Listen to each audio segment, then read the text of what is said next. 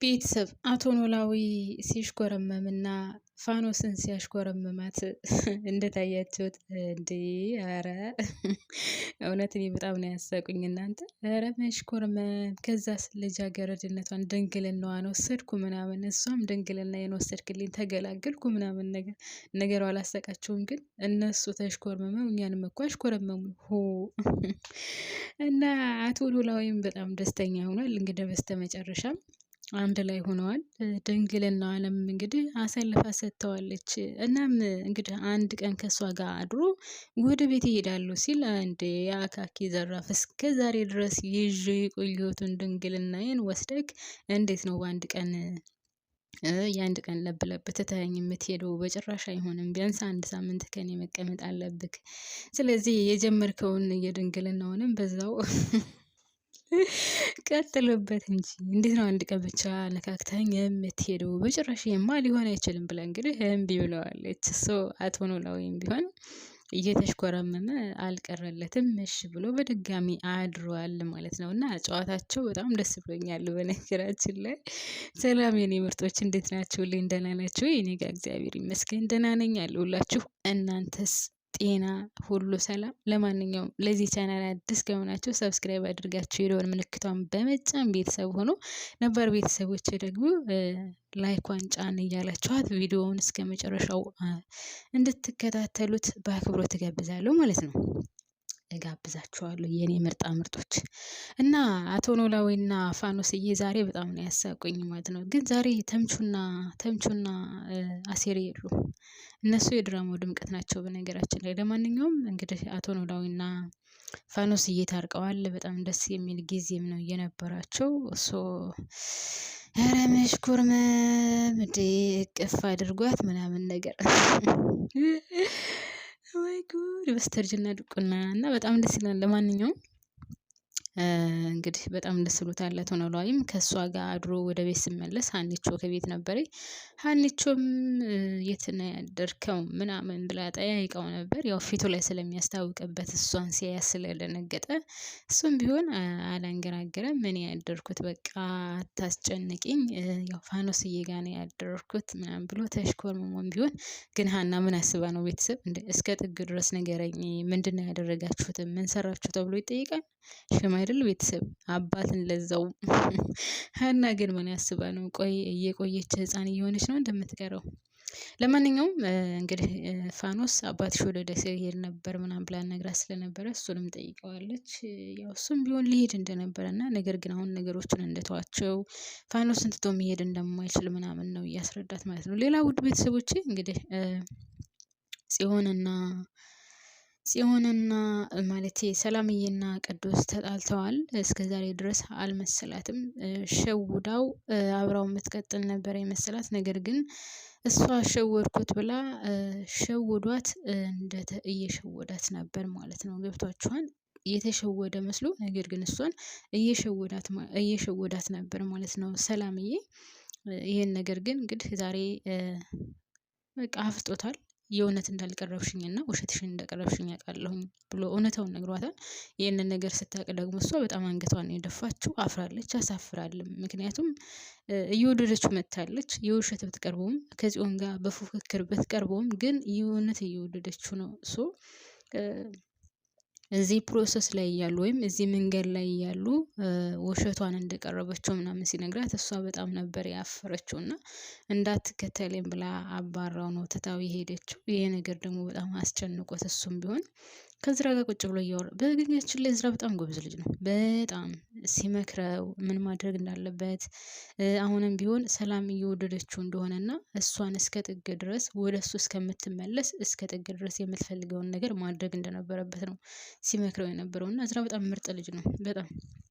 እና ሀኒቾንም አግኝቶ እዝራ በጣም ደስ እንዳለው እና አባቱ እንደተቀበለው ምናምን ለሀኒቾ ነግሯታል ማለት ነው። ሀኒቾን በጣም ደስተኛ ሆናለች። ግን ትልቁ ችግር እንግዲህ እንደነገርኳችሁ ቤተሰብ ሲያውቅ ነው ማለት ነው።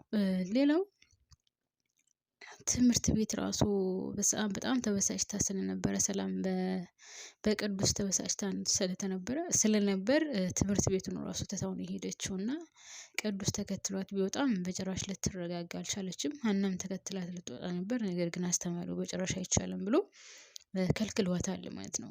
በሌላ በኩል ደግሞ እንግዲህ አሁንም ቢሆን በዙሪያው ያንዣበበች ነው ጽዮን ተብዬዋ በቅዱስ ዙሪያ ማለት ነው። ሁለታቸው መጠላታቸውን አውቃለች ማለቴ ሰላምና ቅዱስ መጣላታቸውን አውቃለች።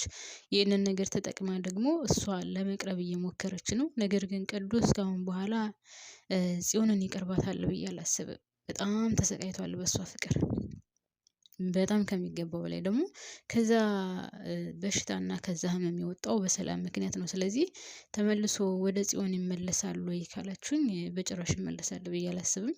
እሷ ግን በዙሪያው እያንዣበበች ነው። ምክንያቱም ትወደዋለች፣ በጣም ትወደዋለች፣ ታፈቅረዋለች ማለት ነው። ስለዚህ በቀላሉ የምትፋታው አይመስለኝም። ያም ሆነ እንግዲህ ሰላምና ቅዱስ ተጣልተዋል። ስለዚህ ጽዮን ደግሞ ይችን ቦታ ተጠቅማ ለመቅረብ እየሞከረች ነው ማለት ነው። ውድ ቤተሰቦች ይሳካላታል አይሳካላትም ሌላ ጉዳይ ነው። እህቷ ቤቲም ብትሆን ቃል ገብታላት ነበር። ነገር ግን ያ ቃል የገባችላት ነገር እንዳልሆነ ለሷው ለጽዮን ነግራታለች።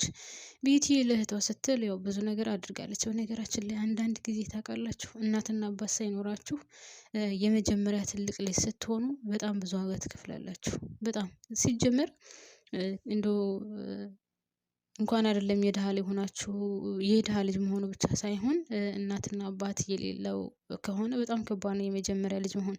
ሌላው ቀርቶ እናትና አባት እያለ ራሱ የመጀመሪያ ልጅ ስትሆኑ በተለይ የድሃ ልጅ ከሆናችሁ ደግሞ በጣም ብዙ ዋጋ የምትከፍሉት እናንተ ናችሁ። የራሳችሁን ህይወት እስከ አለመያዝ ድረስ የራሳችሁን ህይወት እስከ መርሳት ድረስ ለእናንተ ምንም ሳይኖራችሁ ለቤተሰብ እየረዳችሁ የእናንተን ጊዜ የምታቃጥሉበት ጊዜ ሁሉ ይኖራል። በተለይ ከሀገር የወጣ ከሆነ የመጀመሪያ ልጅ መሆን በጣም ከባድ ነው። ቤቲ አሁን የራሷ ህይወት እየታየት አይደለም። በጣም የሚገርመው ነገር ማርያምን ማለት የሰው መመኘቷ በጣም የሚያናድር ነው እያለ ነገር ግን የእሷ ህይወት አልታያትም። እህቷ እዝራና ገብታ ከዛ ጽዮን ከዛ ድርጅት ተካፋይ ወይም ከዛ ድርጅት ባለቤትነት እንድኖራት ምናምን በጣም ትፈልጋለች። ግን የራሷ ህይወት መቼም ታይቷት አያውቅም። እንግዲህ እሷ ናት ትልቅ እኔ አግብቼ ወልጄ ምናምን አይደለም ሀሳቧ የእህቷ ብቻ ነው።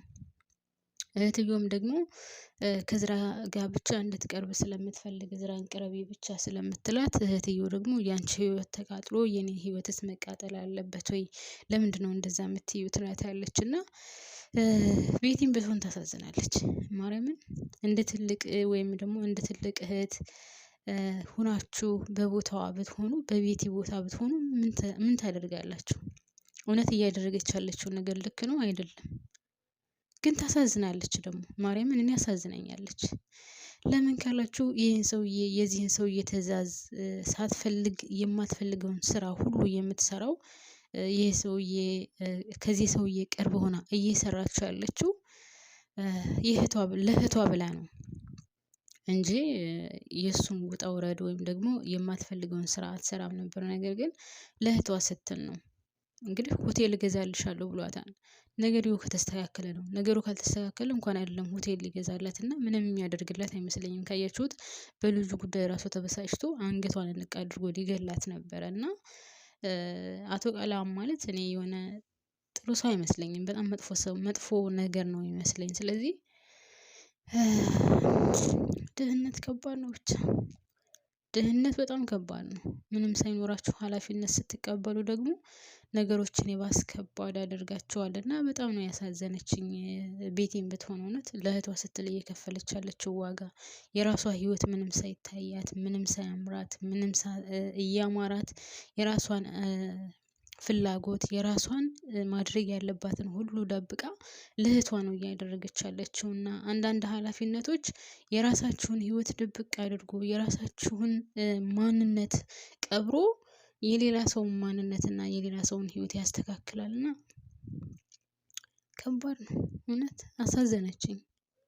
ለምን እንደሆነ አላውቅም። በተለይ ሰውየው እንደዚህ አንገቷን ንቅ አድርጎ አንቺ እኮ ባሪያዬ ነሽ፣ ምን አገባሽ፣ በልጄ ህይወት አይመለከተሽም ሲላት የስንት አመት ድካሟና የስንት አመት ልፋቷ የስንት አመት ምኞቷ እንደዚህ በባዶ ሲቀር ማለት የሰው ገንዘብ መመኘት መልካም ነው እያልኩ አይደለም። ግን አንዳንድ ጊዜ ይሆናል ብላችሁ የማይሆን ስራ ትሰራላችሁ። ገብቷችኋል? ለእናንተ የሚሆናችሁን አሳልፋችሁ ትታችሁ የሌላ ነገር እየተመኛችሁ የማይሆን ስራ ትሰሩና ከዛ ከሁለቱም ሳትሆኑ ትቀራላችሁና አሁንም የዚህች ልጅ ህይወት እንደዛ ነው። እንግዲህ ከዚህ ሰውዬ ጋር የምትሰራው እህቷን ለዝራ አጋብታ ከዛ እህትየዋ ከዛ ድርጅት ተካፋይ እንድትሆንላት ነው ይሄን ሁሉ ውጣ ውረድ እየሰራች ያለችው። ነገር ግን ነገሩ ከመጀመሪያው ጥንስሱ ልክ አልነበረም። ይሄ ሰውዬስ እህቴን ያጋባልኛል ወይ ምናምን የሚለውን ምንም የምታውቀው ፍንጭ የለም። እህትየውንም ቢሆን ለማቀራረብ ሞክራ ነበር። ሁለቱ ጓደኝነት እንጂ የፍቅር ግንኙነት ሊኖራቸው አልቻለም፣ ሊቀራረቡ አልቻሉም። ስለዚህ ነገሩ አልተሳካላትም። እንግዲህ ምን ታደርጊዋለሽ? ቤትሻዬ አልሆነም። ያው ሀናና እዝራ አይጋቡም ማለት ደግሞ ጽዮንን ያገባታል ማለት አይደለም። አባትየው ይፈቅዳል ብዬ በጭራሽ አላስብም። አባትየው የሚፈልገው እንደነሱ ሀብታም ወይም ደግሞ በእነሱ መጠን ሀብት ያላቸው የጥሩ ሰው ቤተሰብ ልጅ ይፈልጋል ይመስለኛል። የቤቲ እቅድና አላማ ይሳካላታል ወይ? አይመስለኝም፣ በጭራሽ አይመስለኝም፣ አይሳካላትም። እና ድራማው በጣም ተንዛዝቷል። ግን ሳስበው እያለቀ ይመስለኛል። ምክንያቱም በዛው ቻናል ላይ ሌላ ድራማ እያስተዋወቁ ነው። ሌላ የድራማ እንትን ዛሬ አስተዋውቆ አይቻለሁ። ድራማው ወደ ማለቂያው እየሄደ ይመስለኛል። አለቀም አላለቀም ግን በጣም አስጠልቷል። የሚያየው ተመልካች ራሱ በጣም ነው የቀነሰው። እይታ የሚባል ነገር የለውም። ምክንያቱም የኢትዮጵያ ድራማ እንደዚህ ነው። ሀረግ ድራማም እንደዚህ ነበር። አሁንም ይሄ ደህና መጥቶ መጨረሻ አካባቢ እያስጠላ መጥቷል ማለት ነው። ተመልካች የለውም። እና የኔ ማሮች፣ የኔ ፍቅሮች፣ ለማንኛውም የዛሬው ይህንን ይመስላል ማለት ነው። ሀሳብ አስተያየት ካላችሁም ዱቅ ዱቅ አድርጉልኝ። አመሰግናለሁ አብራችሁን ስለቆያችሁ።